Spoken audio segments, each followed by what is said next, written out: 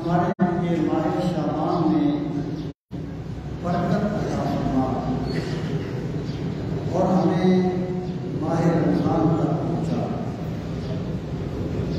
سیدہ عائشہ رضی اللہ تعالیٰ عنہا کہ رسول کریم صلی اللہ علیہ وسلم رمضان کے علاوہ جس ماہ مبارک میں سب سے زیادہ روزے رکھتے تھے وہ شعبان کا ماہ مبارک ہوتا ہے، اور اسی ماہ مبارک میں شب برات ہے، 14ویں اور 15ویں کی درمیانی رات، اور جس میں اللہ تعالیٰ کی خاص رحمتوں اور خاص برکتوں کا نزول ہوتا ہے۔ اس تناظر میں انشاءاللہ اپنے دل پر گفتگو کروں گا۔ آج میں اسی مسئلہ کو جو میں پہلے عرض کر رہا تھا مکمل کرنا چاہتا ہوں۔ حضرت شیخ عبد القادر جیلانی الحسنی والحسینی صوفیاء کے بھی امام ہیں اور شیخ الاسلام ہیں، اور اللہ تعالیٰ نے آپ پر جس طرح روحانی معارف کے دروازے مشاہدہ فرمائے تھے، اسی طرح آپ پر دیگر علوم کے دروازے بھی مشاہدہ فرمائے ہیں۔ آپ نے بہت سے عنوانات پر بہت سی علمی اور فکری کتابیں تصنیف فرمائی ہیں۔ ان میں سے ایک آپ کی کتاب ہے اصول الدین، جو عقائد کے بارے میں، اور میں نے اسی اصول الدین کو سامنے رکھ کے مسئلہ رؤیت پر کلام کیا تاکہ ہم یہ سمجھ سکیں کہ اللہ تعالیٰ کا دیدار ہونے کا جو نتیجہ ہے وہ ہم نے آج اختیار نہیں کیا، بلکہ شروع سے اکابرین امت نے قرآن و سنت سے یہی سمجھا ہے جو آج اہل سنت کے عقائد ہیں۔ تو مسئلہ رؤیت پر کلام کرتے ہوئے حضرت شیخ فرماتے ہیں، اس کے ایک دو جملے پڑھتے ہیں کہ میں دوبارہ پڑھ دیتا ہوں۔ آپ فرماتے ہیں بأن النبی صلی اللہ علیہ وسلم رأى ربه في ليلة أسريت بعين رأسه لا بفؤاده في المنام، کہ ہم اس بات پر ایمان لاتے ہیں اور اس بات پر ہمارا ایمان ہے، کس چیز پر کہ نبی کریم صلی اللہ تعالیٰ علیہ وآلہ وسلم نے معراج کی رات رأى ربہ اپنے رب کا دیدار کیا ہے۔ آگے فرماتے ہیں بعین رأسہ لا بفؤادہ فی المنام، جو اللہ تعالیٰ کا دیدار آپ نے کیا یہ کوئی خواب کا معاملہ نہیں ہے کہ آپ نے خواب میں دل کی آنکھ سے، اب دیکھیں نا بندہ خواب دیکھتا ہے تو خواب میں تو جو کچھ بھی دیکھتا ہے اس کی یہ آنکھ تو بند ہوتی ہے، اس کی ظاہری آنکھ تو بند ہوتی ہے، تو وہ جو بھی دیکھتا ہے وہ دل کی آنکھ سے دیکھتا ہے۔ یعنی خواب جو ہے اس میں بندہ جو کچھ دیکھتا ہے وہ دل کی آنکھ سے دیکھتا ہے، سر کی آنکھ سے دیکھتا ہے، جبکہ جو اللہ تعالیٰ کا دیدار کیا رسول کریم صلی اللہ تعالیٰ علیہ وسلم نے، تو آپ فرماتے ہیں کہ یہ دیدار خواب میں دل دل کی آنکھ سے دیکھا بلکہ حالت بیداری میں سر کی دونوں آنکھوں کے ساتھ. سبحان اللہ. یعنی اللہ تعالیٰ کا دیدار کیا اور یہ کوئی معمولی کیفیت نہیں تھی، کوئی دل کا معاملہ نہیں تھا، بلکہ سر کی آنکھوں سے، سر کی دونوں آنکھوں سے اللہ تعالیٰ کا دیدار کیا معراج کی رات رسول کریم صلی اللہ تعالیٰ علیہ وسلم. اب آپ فرماتے ہیں لما روا جابر بن عبداللہ انہ قال، یعنی یہ جو ہم نے اہل سنت کا یہ جو عقیدہ ہے، یہ عقیدہ کوئی ویسے ہی ہم نے نہیں بنا لیا، یا یہ عقیدہ جو ہے یہ کوئی محض خوش فہمی کی بنیاد پر ہم نے اختیار نہیں کر لیا، بلکہ اس پر ہمارے پاس قرآن و سنت سے مضبوط دلائل ہیں جن کی وجہ سے ہم نے یہ عقیدہ اختیار کیا. اور فرماتے ہیں اس میں سے ایک دلیل کیا ہے کہ روا جابر بن عبداللہ کہ حضرت جابر بن عبداللہ رضی اللہ تعالیٰ عنہ نے روایت کی. یہ رسول کریم علیہ السلام کے صحابی ہیں حضرت جابر بن عبداللہ. انہ قال، وہ کہتے ہیں کہ قال رسول اللہ صلی اللہ علیہ وسلم فی قولہ عز وجل، کہ اللہ تعالیٰ کا جو یہ فرمان ہے وَلَقَدْ رَآهُ نَزْلَةً أُخْرَىٰ، یہ سورہ النجم کی آیت ہے. اس کا ترجمہ ہے وَلَقَدْ رَآهُ، اور یقیناً اس نے اسے دیکھا، نزلۃ اخرى، دوسری مرتبہ میں. حضرت جابر بن عبداللہ کہتے ہیں کہ یہ جو آیت ہے اس کے بارے میں رسول کریم صلی اللہ تعالیٰ علیہ وسلم نے فرمایا. مطلب کیا ہے؟ حضرت جابر بن عبداللہ جو کہتے ہیں وہ ان کی اپنی رائے نہیں ہے، وہ ان کا اپنا اجتہاد نہیں ہے، بلکہ انہوں نے رسول کریم صلی اللہ تعالیٰ علیہ وآلہ وسلم کے ایک فرمان کو بیان کیا ہے. ایک ہوتا ہے کسی صحابی کا اجتہاد، اور ایک ہے کسی صحابی کا بیان کرنا رسول کریم صلی اللہ تعالیٰ علیہ وآلہ وسلم سے. ان میں بڑا فرق ہوتا ہے. اجتہاد اگر کسی کا ہو تو اسے روایت پر ترجیح نہیں دی جاتی. ٹھیک ہے ان کا اختیار ہے، لیکن ممکن ہے ان کے علم میں وہ روایت نہ ہو، دیگر زیادہ نے کی تو اسے اس پر ترجیح نہیں دی جائے گی. لیکن یہاں پر یہ جابر بن عبداللہ کا اجتہاد نہیں ہے، بلکہ یہ حضرت جابر بن عبداللہ نے رسول کریم صلی اللہ تعالیٰ علیہ وآلہ وسلم کا ایک فرمان بیان کیا ہے. وہ کیا فرمان ہے؟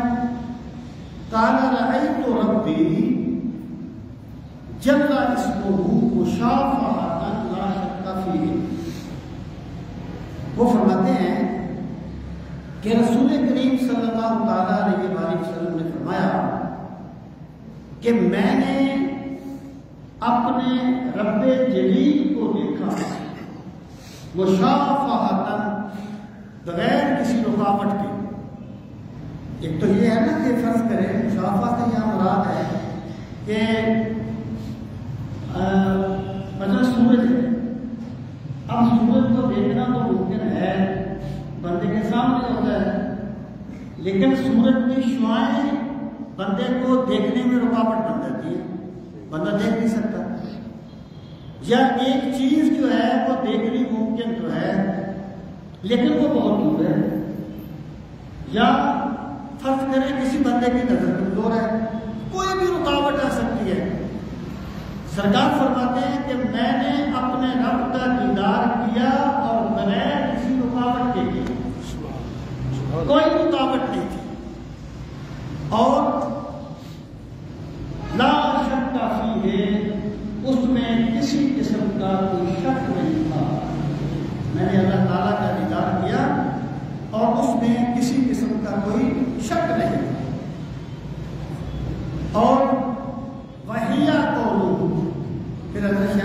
کرتے ہیں کہ اللہ تعالیٰ کا یہ فرمان ہے عند سدرۃ المنتہی کہ دوسری مرتبہ جو اللہ تعالیٰ کا دیدار ہوا یہ سدرۃ المنتہی کے پاس ہوا۔ اب حضرت شیخ عبد القادر جیلانی رحمۃ اللہ تعالیٰ نے دوسری حدیث مبارکہ نقل کرتے ہیں، رأیتہ عند سدرۃ المنتہی، کہ میں نے اللہ تعالیٰ کا دیدار کیا سدرۃ المنتہی کے پاس، یعنی یہ بلغت رآہ نزلۃ اخری، اس نے اسے 2 مرتبہ دیکھا کہ دوسری مرتبہ کا بیان کہ میں نے اللہ تعالیٰ کا دیدار کیا عند سدرۃ المنتہی، سدرۃ المنتہی کے پاس، حتی تبین لی نور وجہہ، یہاں تک میں نے اللہ تعالیٰ کے چہرہ مبارک کے انوار و تجلیات کو دیکھا، مجھ پر اللہ تعالیٰ کے چہرہ مبارک کے انوار و تجلیات بالکل واضح ہو گئے اور کسی قسم کا ابہام نہیں ہوا۔ سامعین محترم، اب یہاں پہ ہمیں چند باتوں پہ غور کرنا چاہیے۔ پہلی بات یہ ہے کہ سیدہ عائشہ صدیقہ رضی اللہ تعالی عنہا سے جو یہ روایت مروی ہے کہ رسول کریم صلی اللہ تعالی علیہ وآلہ وسلم نے لا تدرکہ الابصار سے آپ نے استدلال کیا تھا کہ مراد یہ ہے کہ سیدہ عائشہ نے فرمایا کہ رسول کریم صلی اللہ تعالیٰ علیہ وآلہ وسلم نے اللہ تعالیٰ کی رؤیت کا ادراک نہیں کیا، یعنی سیرت نگار کہتے ہیں، علماء کہتے ہیں کہ سیدہ عائشہ صدیقہ رضی اللہ تعالیٰ عنہ سے جو چیز مروی ہے وہ اللہ تعالیٰ کے دیدار کا انکار مروی نہیں ہے، ادراک کا انکار مروی ہے۔ اور ادراک کیا ہے؟ ادراک ہے کسی چیز کا احاطہ کر لینا، کسی چیز کو گھیر لینا۔ دیکھیں نا، جب آپ کسی چیز کو دیکھتے ہیں، مثلا یہ آپ کے سامنے یہ موبائل ہے، جب آپ اس کو دیکھتے ہیں تو آپ کی نظر اس کو گھیر لیتی ہے، اس کو کہتے ہیں ادراک۔ آپ نے آسمان کو دیکھا، آپ کی نظروں نے آسمان کو گھیرا نہیں ہے، آپ نے آسمان کو دیکھا ہے، آسمان کا ادراک نہیں کیا۔ تو اللہ تعالیٰ کا جو دیدار ہے وہ اور چیز ہے اور ادراک اور چیز ہے۔ تو سیدہ عائشہ صدیقہ رضی اللہ تعالی عنہا سے جو کچھ مروی ہے وہ ادراک کی نفی ہے، مطلق دیدار کی نفی نہیں ہے۔ اور دوسری بات یہ ہے کہ اگر سند کے طور پہ اس روایت کو مان بھی لیا جائے، اگر سند کے طور پہ اس روایت کو مان بھی لیا جائے تو یہ سیدہ عائشہ صدیقہ رضی اللہ تعالی عنہا کا اجتہاد ہے، جبکہ حضرت جابر بن عبداللہ نے جو بیان کیا وہ رسول کریم صلی اللہ تعالی علیہ وسلم کا فرمان ہے۔ تو ادراک جو ہے اس کی نفی دیدار کی نفی نہیں ہوگا، ایک بات۔ اور دوسری بات یہ ہے کہ اللہ تعالیٰ اس سے پاک ہے کہ اس کا کوئی چہرہ ہو یا اس کا کوئی وجود ہو جیسے بندوں کے وجود ہوتے ہیں، لیکن اہل علم یہ کہتے ہیں کہ ہم یہ کہیں گے کہ اللہ تعالیٰ نے اپنا دیدار کروایا اور اللہ تعالیٰ کا جو جانا فرمایا کہ حتیٰ یتبین لی وجہ کہتے ہیں چہرے کو. تو اللہ تعالیٰ کی جیسے شان کے لائق ہے ویسے اللہ تعالیٰ نے اپنا دیدار کروا دیا.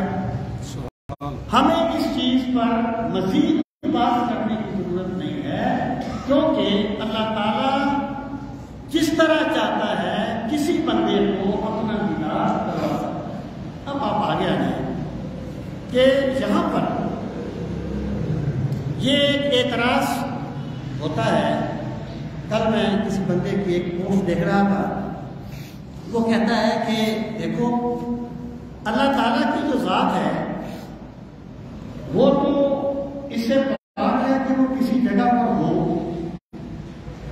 اور بندہ اسے دیکھنے کے لیے جائے. یعنی وہ یہ کہنا چاہتا تھا جیسے کچھ بندوں کا نظریہ ہے کہ استغفراللہ معراج کی رات رسول کریم صلی اللہ تعالیٰ علیہ وسلم کو حضرت علی المرتضیٰ رضی اللہ تعالیٰ عنہ کی زیارت ہوئی تھی. اب اس کو جیسے بھی اس کو بندہ دیکھے اس کی کیا حالت بنتی ہے، کیا اس کو منظر کی نظریہ ہے. تو وہ کہہ رہا تھا اللہ تعالیٰ کو اس سے پاک ہے جی کہ وہ سرکار جائیں اللہ تعالیٰ کا دیدار کرنے کے لیے، جبکہ اللہ تعالیٰ تو کسی مقام پر مقید نہیں ہے. بھئی اس میں کوئی شک نہیں کہ اللہ تعالیٰ کسی مقام پر مقید نہیں ہے، لیکن اس میں بھی کوئی شک نہیں ہے کہ حدیث مبارکہ میں فرمایا گیا کہ اللہ تعالیٰ آسمان دنیا پر رات کے پچھلے پہر ضرور فرماتا ہے. یہ ہے ایک دوسرا مقام اسی کتاب کا، اس کا نام ہے نزول الحق سبحانہ و تعالیٰ کل لیلہ. یہ اگر خیر اس پس منظر میں فرماتا ہے. پھر میں وہ چیز واضح کرتا ہوں جو میں عرض کرنا چاہتا ہوں. آپ نے پیچھے بہت سی روایات لکھی ہیں جن کو میں وقت کی تنگی کی وجہ سے نہیں پڑھوں گا. آپ فرماتے ہیں کہ وفی لفظ آخر ان عبادہ بن صامت، یعنی بات یہ ہے کہ کیا اللہ تعالیٰ نزول فرماتا ہے، کیا اللہ تعالیٰ رات کے پچھلے پہر آسمان دنیا پہ آتا ہے جیسے اس کی شان کے لائق ہے. اس بات میں آپ فرماتے ہیں کہ حضرت عبادہ بن صامت رضی اللہ تعالیٰ عنہ سے مروی ہے کہ ان النبی صلی اللہ علیہ وسلم قال کہ اللہ تعالیٰ نے فرمایا کہ رسول کریم علیہ السلام نے فرمایا ينزل اللہ تبارک و تعالی کل لیلۃ الی سماء الدنیا، کہ اللہ تعالیٰ ہر رات کے پچھلے پہر آسمان دنیا پہ نزول فرماتا ہے. اب ہم نہیں سمجھتے کہ وہ کیسے نزول فرماتا ہے، کیسے اس کی شان کے لائق ہے، لیکن وہ نزول فرماتا ہے. حتیٰ یبقی ثلث اللیل الاخیر، یہاں تک کہ رات کا آخری تیسرا پہر باقی رہ جاتا ہے. یعنی جب آپ روزہ بند کرتے ہیں اس کے بعد تیسرا پہر باقی رہ جاتا ہے. فیقول، اللہ پاک فرماتا ہے الا اکن من عبادی یدعونی فاستجیب لهم، کیا ہے کوئی میرا بندہ جو مجھ سے دعا مانگے کہ میں اس کی دعا کو قبول کروں. الا تارک لنفسہ یدعونی فاغفر له، کوئی بندہ ہے جو مجھ سے اپنی بخشش کا سوال کرے میں اسے بخش دوں. الا مقتدر الا رزقہ فیدعونی فارزقہ، کوئی ہے جس کی روزی تنگ ہے اور وہ مجھ سے رزق کا سوال کرے میں اسے رزق دوں. یعنی اللہ تعالیٰ آواز لگاتا ہے.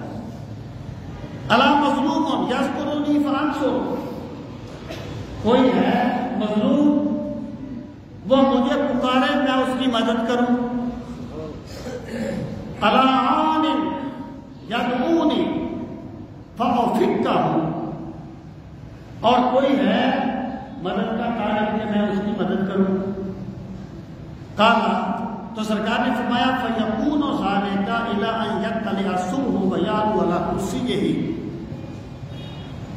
اسی طریقے سے اللہ تعالیٰ آواز لگاتا ہے یہاں تک کہ فجر طلوع ہو جاتی ہے اور اللہ تعالیٰ جیسے اس کی شان کے لائق ہے اپنی کرسی پر جلوہ فرمائے. بس یہ کرسی ہے اس سماوات والا اللہ کی کرسی جیسے اس کی شان کے لائق ہے. وہ ہماری کرسی کے مشابہ نہیں ہے، یعنی ہم اسے اپنی کرسی کے مشابہ نہیں کر سکتے، اور اس کا کوئی مجازی معنی بھی نہیں کر سکتے ہم کہ ہم یہ کہیں گے کرسی سے مراد ہے اللہ کی سلطنت. بالکل صحیح ہے، ایک مراد ہوتی ہے، لیکن ہم اس لفظ کے معنی کو اللہ کے سپرد کرتے ہیں اور ہم یہ ایمان لاتے ہیں کہ اللہ کی کرسی ہے اور اللہ اس پہ جلوہ فرما ہوتا ہے. وہ ہماری کرسیوں کے مشابہ نہیں ہے، جیسے اس کی شان کے لائق ہے ویسے ہے. اب یہ روایت ہوگی. اب حضرت شیخ فرماتے ہیں قال روی هذا الحدیث بألفاظ مختلفہ عن ابی ہریرہ. یعنی یہ جو حدیث ہے استقرار بات نہیں کرے، یہ جو حدیث ہے اسے روایت کیا گیا ہے مختلف الفاظ کے ساتھ حضرت ابو ہریرہ سے وعن جابر بن عبداللہ، جابر بن عبداللہ سے، وعلی علیہ السلام، اور حضرت علی علیہ السلام سے، وعبداللہ بن مسعود وابی الدرداء، عبداللہ بن مسعود اور حضرت ابو الدرداء. اتنے صحابہ سے یہ روایت بیان کی گئی کہ اللہ تعالیٰ آسمان دنیا پر نزول فرماتا ہے. وعن ابن عباس وعائشہ رضی اللہ تعالیٰ عنہ کلہم عن رسول اللہ صلی اللہ علیہ وسلم، اور حضرت عائشہ اور حضرت ابن عباس نے بھی اس کو روایت کیا. وَلِهَذَا كَانُوا يُفَضِّلُونَ صَلَاةَ آخِرِ اللَّيْلِ إِلَىٰ أَوَّلِهِ. اسی لیے وہ جو لوگ تھے یہ رات کے پچھلے پہر نماز پڑھنے کو رات کے پہلے پہر نماز پڑھنے پر ترجیح دیتے تھے.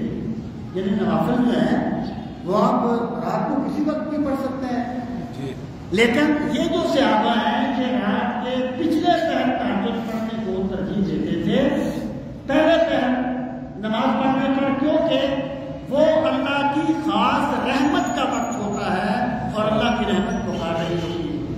اب آگے آپ فرماتے ہیں وروی عن ابی بکر صدیق رضی اللہ تعالیٰ عنہ عن النبی صلی اللہ علیہ وسلم، اور حضرت ابو بکر صدیق سے روایت ہے کہ سرکار نے فرمایا جنزل اللہ عز وجل لیلۃ النصف من شعبان الی سماء الدنیا، کہ جب شعبان کی نصف رات ہوتی ہے 15ویں رات تو اللہ تعالیٰ آسمان دنیا پر تشریف لاتا ہے. ینزل وہ نزول فرماتا ہے، وہ تشریف لاتا ہے. فیغفر لکل نفس الا انسانا فی قلبہ شہنا اور شرکا باللہ عز وجل. اللہ تعالیٰ انسانوں کو بخش دیتا ہے مگر اس انسان کو نہیں بخشتا جس کے دل میں دوسروں کا بغض ہوتا ہے یا جو شرک کرنے والا ہوتا ہے. وروی عن ابی ہریرہ رضی اللہ تعالیٰ عنہ انہ قال سمعت رسول اللہ صلی اللہ علیہ وسلم ان اللہ عز وجل اذا ذهب شطر الليل الاول ينزل الى سماء الدنیا، کہ اللہ تعالیٰ جب رات کا حصہ گزرتا ہے تو آسمان دنیا پہ آتا ہے. فیقول هل من مستغفر فاغفر له، وہ فرماتا ہے کہ مجھ سے بخشش مانگنے والا کہ میں اسے بخشوں. وہ کیا ہے کہ مالا جب نہ نام ہوں اور رخ سے جبوں نہ نام، مالا جبوں نہ نام ہوں اور رخ سے جبوں نہ رام، اور رام ہمارے کو جبے اور ہم کریں بس رام. یعنی اللہ کی رحمت پکارتی رہے اور بندہ سویا رہے تو یہ اللہ کی رحمت کی قدر نہیں ہے. تو اللہ تعالیٰ تشریف لاتا ہے اور فرماتا ہے حل من مستغفر فاغفر له حل من سائل فاعطيه، کوئی ہے بخشش کی دعا کرنے والا کہ میں اسے بخش دوں، کوئی ہے مجھ سے سوال کرنے والا کہ میں اسے عطا کروں. حل من تائب فاتوب الیہ، کوئی ہے توبہ کرنے والا کہ میں اس کی توبہ کو قبول کروں. حتی ینشق الفجر، یہاں تک کہ فجر طلوع ہو جائے. اچھا یاد رکھیں یہ جو حدیث مبارکہ لکھی ہے یہ حضرت نے شعبان کی فضیلت کا ثابت نہیں کر رہے ہیں، یعنی اگر کہ جرمانہ ہو رہی ہے لیکن استدلال کر رہے ہیں رؤیت باری تعالیٰ پر، اور استدلال کر رہے ہیں کہ اگر کوئی بندہ یہ کہے کہ اللہ تعالیٰ کو دیکھنے کے لیے جانے کا کیا مقصد ہے، جبکہ اللہ تعالیٰ کو کسی مقام پر معلوم نہیں ہے، تو پھر اس سے یہ پوچھا جائے گا کہ اللہ تعالیٰ کے نزول فرمانے کا کیا مقصد ہے، جبکہ اللہ تعالیٰ تو ہر جگہ پر موجود ہے۔ یعنی اگر اس چیز پر اعتراض ہے کہ اللہ تعالیٰ کو دیدار کرنے کے لیے جانے کا کیا مقصد ہے، پھر اس کا بھی تو سوال کیا جائے کہ اللہ تعالیٰ نزول کیسے فرماتا ہے جبکہ وہ ہر جگہ پر موجود ہے۔ اب آگے فرماتے ہیں وکیلا اسحاق بن راہوے کہ اسحاق بن راہوے سے سوال کیا گیا، اور اسحاق بن راہوے جو ہیں یہ ایک بہت بڑے جید اکابرین میں سے، وہ کہتے ہیں ماحاذ الاحادیث التی تحدثا، ان سے کہا گیا کہ یہ کیا احادیث ہیں جو اس چیز کو بیان کرتی ہیں کہ ان اللہ تعالیٰ ینزل الی سماء الدنیا، کہ اللہ تعالیٰ آسمان دنیا پہ نزول فرماتا ہے۔ نزول فرماتا مینس آتا ہے، تشریف لاتا ہے۔ واللہ یصعد ویتحرک، کہ اللہ تعالیٰ کے لیے کیا یہ ممکن ہے کہ وہ اوپر جاتا ہے یا نیچے آتا ہے یا حرکت کرتا ہے، جبکہ یہ تو وجود جسم کی صفات ہے، اور اللہ تعالیٰ کی جسم سے بات ہے۔ یعنی ان سے یہ سوال کیا ہے، انہوں نے اسحاق بن راہوے سے یہ سوال کیا، اور یاد رکھیں یہ جو سوالات تھے یہ معتزلہ نے کیے تھے، یہ اہل سنت کا مطلب نہیں تھا۔ اہل سنت یہ کہتے تھے کہ جس نبی نے ہمیں یہ بتایا کہ اللہ کی ذات ہے، اسی نبی نے ہمیں یہ بھی بتایا کہ اللہ تعالیٰ نزول بھی فرماتا ہے، اور اسی نبی نے ہمیں یہ بھی بتایا کہ میں نے اللہ کا دیدار کیا ہے۔ جب ہم سب کچھ اس نبی سے سن کے مانتے ہیں تو پھر ہمیں کسی چیز پر کوئی اشتباہ ہونا چاہیے۔ سنت کا عقیدہ بڑا واضح تھا، اس میں کوئی کلام نہیں تھا، اور آپ یقین جانیں کہ جن چیزوں کو آج لوگ اٹھا رہے ہیں یہ ساری معتزلہ کی باتیں ہیں، یہ وہ پرانی غلاظت ہے جس کو نئے روپ میں پیش کیا جا رہا ہے۔ تو اب دیکھیں اسحاق بن راہوے نے اس کو جواب دیا، حضرت سید عبد القادر جیلانی اسحاق بن راہوے کا جواب نہیں کرتے ہیں۔ وہ فرماتے ہیں قال للسائل، جب اس بندے نے کہا نا کہ کیا اللہ تعالیٰ بھی نزول فرماتا ہے، اللہ تعالیٰ بھی اوپر چڑھتا ہے، تو اس نے آپ نے فرمایا ان اللہ یقدر علی ان ینزل ویصعد ولا یتحرک، کہ کیا اللہ تعالیٰ اس چیز پہ قادر نہیں ہے کہ وہ نزول فرمائے یا صعود فرمائے اور بغیر کسی مادی حرکت کے فرمائے؟ قال نعم، اس نے کہا جی ہے۔ آپ نے فرمایا فلما تنکرہ، پھر اس کا انکار کیوں کرتا ہے؟ یا تو یہ کہنا کہ اللہ نزول فرمانے پہ قادر نہیں ہے، یا یہ کہہ کہ اللہ صعود فرمانے پہ قادر نہیں ہے۔ جب تو اللہ کو قادر مطلق مانتا ہے تو پھر نزول کا انکار کیوں کرتا ہے؟ یہ تو اللہ کی شان ہے کہ وہ فرماتا ہے۔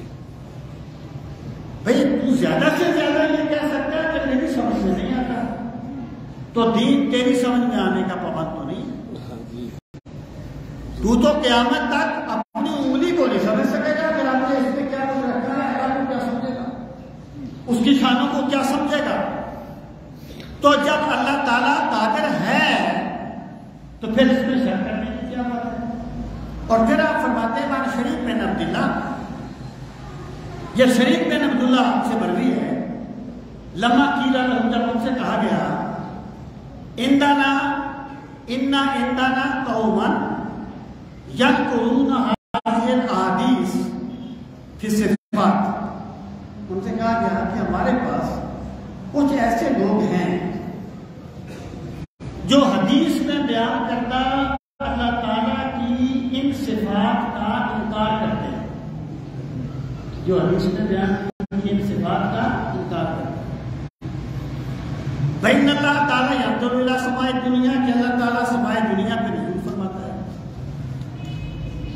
تو اس کے جواب میں انہوں نے فرمایا، اب اس چیز پہ اور انما جاءنا بهذه الاحاديث من جاءنا بالسنن عن رسول الله صلی اللہ علیہ وسلم بالصلاۃ والصيام والزکاۃ والحج۔ انہوں نے کہا کہ اللہ تعالیٰ کی یہ جو صفات ہے نا، ان کا تذکرہ انہی احادیث میں آیا ہے جن احادیث میں نماز، زکوٰۃ، حج اور روزے کا تذکرہ آیا ہے۔ یعنی جس طرح حدیث میں نماز کے مسائل بیان کیے گئے، روزے کے بیان کیے گئے، حج کے کیے گئے، اسی طرح سرکار نے اللہ تعالیٰ کے نزول یا رویت کا بھی تذکرہ فرمایا۔ تو جب ہم ساری چیزوں کو رسول کریم صلی اللہ علیہ وسلم سے سن کے مانتے ہیں، تو آخر کیا وجہ ہے کہ ہم اللہ کے نزول کا انکار کریں یا اللہ کے دیدار کا انکار کریں؟ جب حدیث پاک میں ایک چیز آ گئی تو پھر اس کا انکار کرنا کسی ایمان والے کو زیبا نہیں ہے۔ وَإِنَّمَا عَرَفْنَا اللَّهَ تَعَالَىٰ بِهَٰذِهِ الْأَحَادِيثِ۔ حضرت شاہ فرماتے ہیں کہ ہم نے جو اللہ تعالیٰ کو پہچانا ہے تو انہی احادیث کی وجہ سے پہچانا ہے۔ حضرت مجدد پاک نے کہا تھا نا کہ من رب را بہی رب بھی پرستم کیوں رب محمد است، کہ میں رب کو اس لیے رب مانتا ہوں کہ وہ میرے مصطفیٰ کا رب ہے، میرے مصطفیٰ کریم صلی اللہ علیہ وسلم نے فرمایا کہ میرا رب ہے تو میں نے رب کو مانا۔ تو جب میں رب کو سرکار کے کہنے پر مانتا ہوں تو پھر میں اللہ کے نزول کو سرکار کے کہنے پر کیوں نہیں مانتا؟ میں اللہ کی رویت کو سرکار کے کہنے پر کیوں نہیں مانتا؟ تو حضرت شیخ عبد القادر جیلانی نے یعنی نزول کے مسئلے سے رویت کے مسئلے کو واضح فرمایا۔ اچھا، اب آپ فرماتے ہیں کہ رأیتہ سدرۃ المنتہیٰ حتی یتبین لی نور وجہہ، وقال ابن عباس، اور حضرت ابن عباس رضی اللہ تعالیٰ عنہ فرماتے ہیں کانت الخطۃ لابراہیم والکلام لموسیٰ والرؤیۃ لمحمد صلی اللہ علیہ وسلم۔ یہ ابن عباس ہے، عبداللہ ابن عباس۔ اور یاد رہے، جب صحابی ایک ایسی بات کہے جو عقل سے نہ کہی جا سکتی ہو تو وہ حدیث کے قائم مقام ہوتی۔ اور ایک چیز میں یہ بھی عرض کر دوں، ویسے اس سے اس کا تعلق نہیں ہے لیکن اس پس منظر میں ہے۔ ایک حدیث ہوتی ہے مرسل۔ مرسل حدیث اس کو کہتے ہیں جس کا آخری راوی حذف ہوتا ہے، آخری راوی۔ یعنی فرض کریں اب سرکار نے ایک بات فرمائی ہے تو سارے صحابہ تو نہیں سن رہے تھے نا، ظاہر 40، 50، 100، 200 ایسے ہوتے ہیں عموماً۔ ایک صحابی نے خود نہیں سنا، اس نے آگے بیان کر دیا کہ سرکار نے فرمایا، اس کا آخری راوی حذف ہو گیا نا، اس کو کہتے ہیں مرسل، حدیث مرسل۔ اسی طرح ایک تابعی صحابی کا نام حذف کر دیں، یعنی تابعی یہ کہے کہ سرکار نے یہ فرمایا، آخری راوی حذف ہو گیا، مرسل۔ اب میں یہ عرض کروں کہ تابعین کی ارسال پر تو باس ہے، تابعین کے ارسال پر باس ہے، لیکن صحابی کے ارسال پر کوئی باس نہیں ہے۔ اگر صحابی ایک بات روایت کرے اگرچہ اس نے خود سرکار سے نہ سنی ہو تو ایسے ہی ہوگی جیسے اس نے سرکار سے سنا ہے، کیونکہ صحابہ کرام کے بارے میں اور یہ متفق علیہ عقیدہ ہے محدثین کا، صحابہ کرام کے بارے میں کوئی دوسری بات ہوتی نہیں کر سکتی، اور یہاں پر تو وہ چیز ہے جو عقل سے نہیں کی جا سکتی۔ اور اگر ابن عباس رضی اللہ عنہ فرماتے ہیں کہ کانت خلت ابراہیم، یہ جو مقام خلت ہے، خلیل بنانا، یہ حضرت ابراہیم علیہ السلام کے لیے، حضرت ابراہیم علیہ السلام کے لیے ہے۔ والکلام لموسیٰ، اور کلام حضرت موسیٰ کے لیے۔ اب دیکھیے، جب کسی ایک سے ایک چیز ثابت ہو جائے تو اس کا یہ مطلب نہیں ہوتا کہ اس کی آپ اوورآل دوسروں سے نفی کریں گے۔ جب سرکار معراج پر گئے ہیں تو اللہ سے کلام کو تو فرمایا ہے نا، تو اس کا یہ مطلب نہیں ہے کہ حضرت موسیٰ کے علاوہ کسی اور سے کلام نہیں فرمایا۔ مثلا حضرت عمر کا عدل بڑا مشہور ہے، تو کیا باقی صحابہ یا باقی خلفائے راشدین عدل نہیں کرتے تھے؟ سارے کرتے تھے۔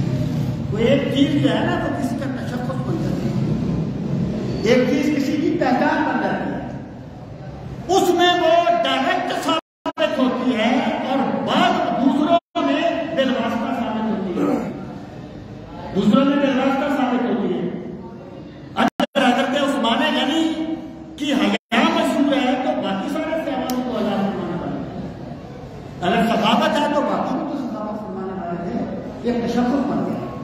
اس حدیث پاک کو آپ اس معنی میں لیں تو خلت حضرت ابراہیم کے لیے اور کلام حضرت موسیٰ کے لیے کہ کوہ طور پہ جا کے اللہ سے ہم کلام کریں۔ آگے فرماتے ہیں فَالرُّؤْيَةُ لِمُحَمَّدٍ صلی اللہ علیہ وسلم، اور اللہ تعالیٰ نے اپنا دیدار محمد صلی اللہ علیہ وسلم کے ساتھ خاص کر دیا۔ یعنی ابن عباس فرماتے ہیں کہ جس طرح اللہ تعالیٰ نے حضرت ابراہیم کو اپنا خلیل بنایا، حضرت موسیٰ کو اپنا کلیم بنایا، اس طرح اللہ تعالیٰ نے اپنا جلوہ اپنے آخری نبی صلی اللہ علیہ وسلم کو دکھایا اور سرکار کو اپنی رویت سے مستقبل۔ یہ ابن عباس ہے، ابن عباس حضرت عبداللہ ابن عباس، جن کے بارے میں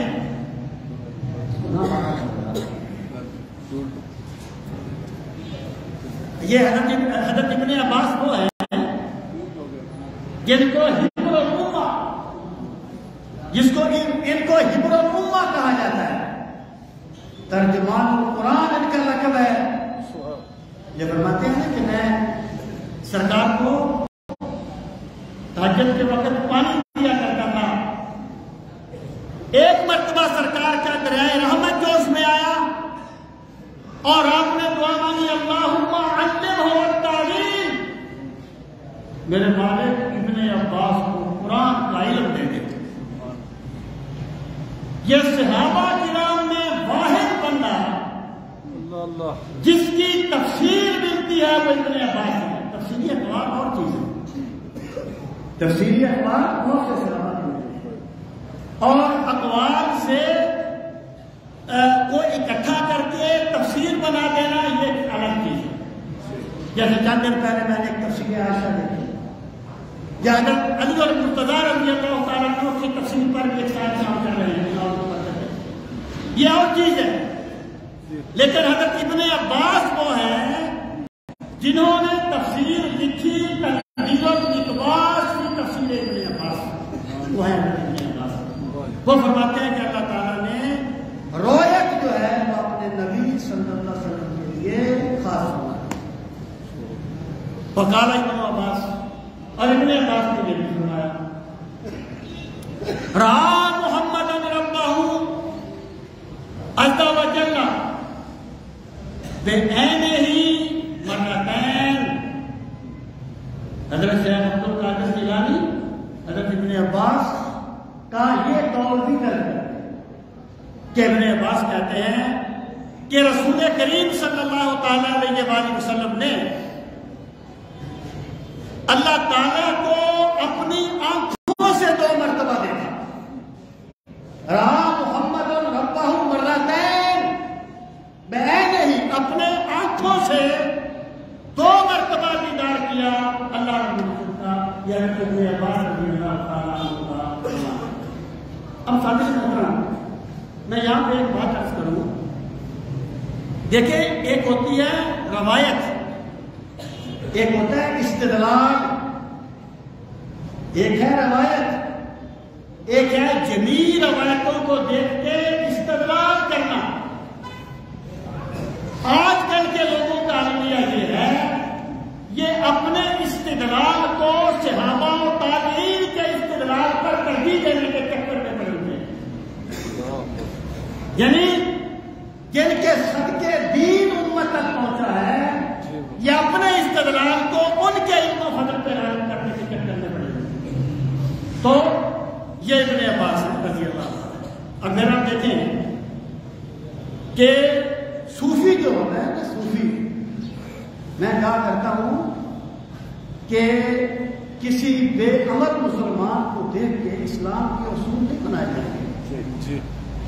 ایک بندے کو دیکھیں جھوٹ بولتا ہے، بندہ کہتا ہے اسلام کہتا ہے وہ زیادتی کر رہا ہے. اگر اس نے اسلام کو سمجھنا ہے تو اس کو چاہیے کہ قرآن و سنت کو پڑھے.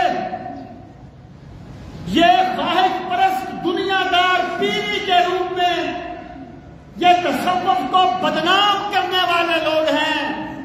ان کو دیکھ کے تصوف کے اصول مت بناؤ.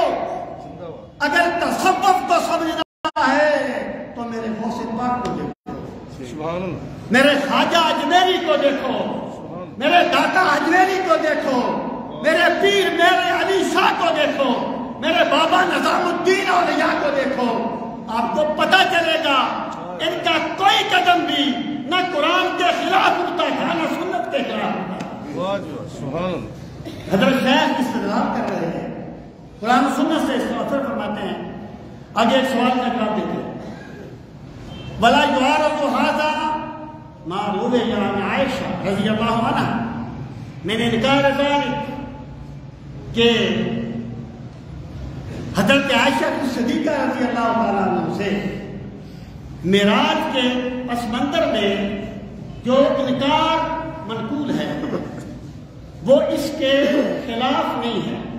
یعنی اس سوال کے کئی جواب ہیں، وہ ایک جواب ہے فَإِنَّهُ نَفْيٌ، کیونکہ یہ نفی ہے. یعنی اگر یہ کہا جائے کہ اللہ تعالیٰ کا دیدار نہیں ہوا تو یہ نفی ہے. وَهَذَا إِثْبَاتٌ، اور یہ اثبات ہے. اور اصول یہ ہے جب نفی اور اثبات دونوں آ جائیں تو اثبات کو ترجیح دی جاتی ہے. فرماتے ہیں یہ اثبات ہے. فَقُدَّمَ عِنْدَ الْاجْتِمَاعِ، کہ جب اس پر اجتماع ہو گیا تو پھر اس کو ترجیح دی جائے گی، کسی دوسرے قول کو ترجیح نہیں دی جائے گی. بتائیے عرض کر چکا کہ سیدہ عائشہ نے ادراک کا انکار کیا ہے، نہیں کیا. اس پر اور بھی بہت سی مباحث ہیں. آگے فرماتے ہیں لأن النبی صلی اللہ علیہ وسلم اثبت لنفسہ الرؤیا، کیونکہ رسول کریم صلی اللہ تعالی علیہ وآلہ وسلم نے اپنی ذات کے لیے رؤیت کو ثابت کیا ہے کہ رأے تو ربی، میں نے اپنے رب کو دیکھا. سرکار نے رؤیت کو ثابت کیا ہے. فقال ابو بکر بن سلیمان، اور ابو بکر بن سلیمان کہتے ہیں رہا محمد ربہ 11 مرتن، یعنی کہتے ہیں تطبیق ہوتی ہے. تطبیق وہ بڑی چھوٹی سی مثال ہے ابتدائی منطق کی کتابوں میں. ایک بندہ کہتا ہے زید کھڑا ہے، پھر وہ کہتا ہے زید بیٹھا ہے. وہ کہتے ہیں یار میں کوئی تضاد نہیں ہے. ممکن ہے اس نے یہ کہا ہو کہ زید کھڑا ہے صبح کے وقت، زید بیٹھا ہے شام کے وقت. اس کو کہتے ہیں تطبیق. تو جب تطبیق ممکن نہ ہو پھر انکار کیا جائے.